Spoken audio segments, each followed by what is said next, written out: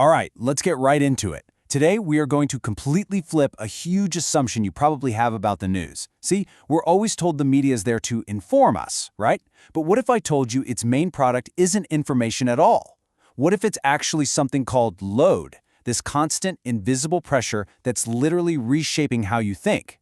Yeah, let's dive into that. Okay, so this is the core idea, the big shift in thinking. On the one hand, you've got the view we all kind of grew up with. Media gives us information. Simple. But on the other hand, there's the structural reality we're going to unpack today. Media delivers load.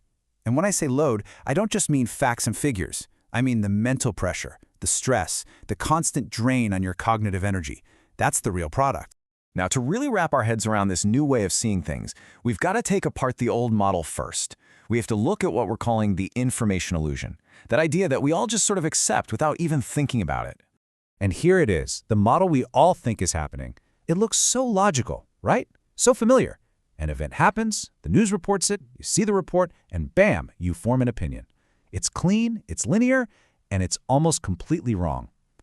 The sources we're looking at argue this model is structurally false because, come on, does it really explain why we all feel so overwhelmed and pulled in a million directions all the time? No way. Okay, so if the media isn't primarily selling us information, what is it selling? Well, like we said, it's load. And to really understand what that load does to you, we need to talk about where it goes. It lands directly inside your cognitive architecture. So let's define that. What in the world is cognitive load? Well, the easiest way to think about it is like the mental price tag on everything you process. It's the effort, the stress, the pure energy drain. And here's the most important part.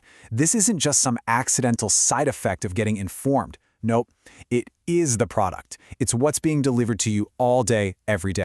So where does all that load end up? It hits your cognitive architecture, hard. And look, this isn't just about what you think about a specific topic. This is about how you think, period.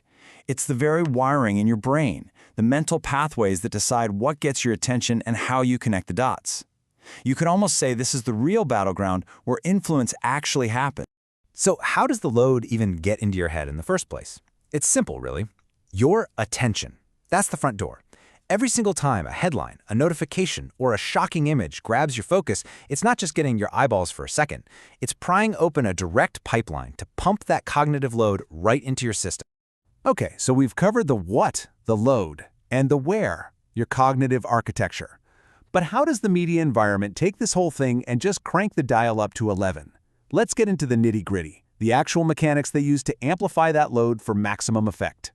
And this right here, this is one of the most powerful tools in the whole toolkit. Outrage.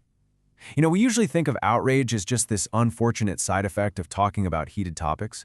But structurally, it's not a bug, it's a feature, it's an engine. Outrage is a load multiplier. It just instantly vaporizes all nuance, right? It fires up our sense of group identity and shoves our thinking down these super narrow black and white paths. It makes you feel like you're being decisive, but what's really happening is your brain is just simplifying things because it's under so much stress.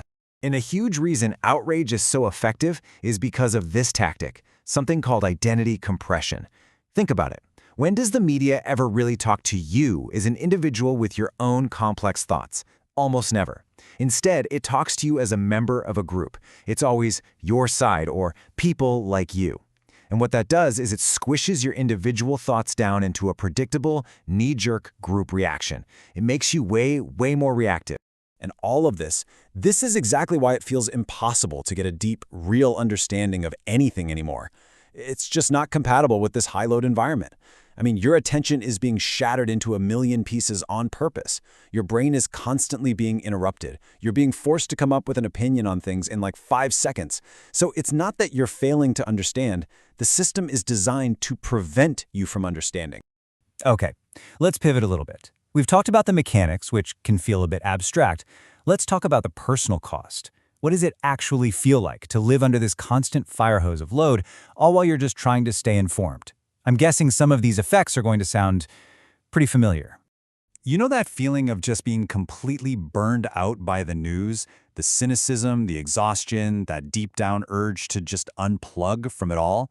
Well, there's a name for that, architectural saturation. And it's so important to get this. It's not apathy. It's not that you've stopped caring, it's that your mental wiring, your cognitive architecture, has literally hit its breaking point. It can't handle any more unresolved load. So let me ask you, do any of these distress signals ring a bell? This feeling that everything is an urgent 5-alarm fire, but at the same time, nothing ever gets resolved? Where any kind of complexity just feels unbearable. And we're just checking out feels like the only sane thing to do? Look, if you're nodding along, you have to know. These are not personal failings. These are the predictable, textbook symptoms of a system that is designed to overload its users. And all of this builds to what might be the most mind-blowing takeaway from this whole analysis. In an environment that's saturated with load, the media doesn't actually need to persuade you. It doesn't need to change your mind to be effective. It can win the game without ever having to convince you of a single thing. So how does that even work? How does it steer you? Well, it's a pretty simple but really powerful process. First, it just hammers you with repetition of certain topics, always with an emotional charge. That forces your brain to pay attention.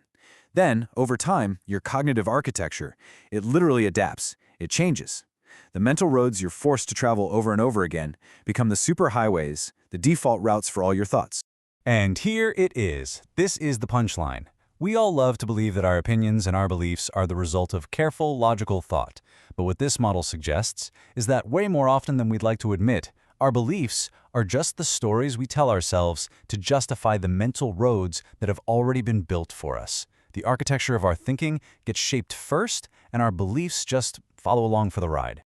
So maybe the most important question we can ask isn't, what do I believe about this issue? This whole framework gives us a much more powerful, much more fundamental question to ask ourselves. And that question is, what load am I being forced to carry right now? And who exactly benefits from me carrying it? Once you start to see the load instead of just the information, well, it changes absolutely everything.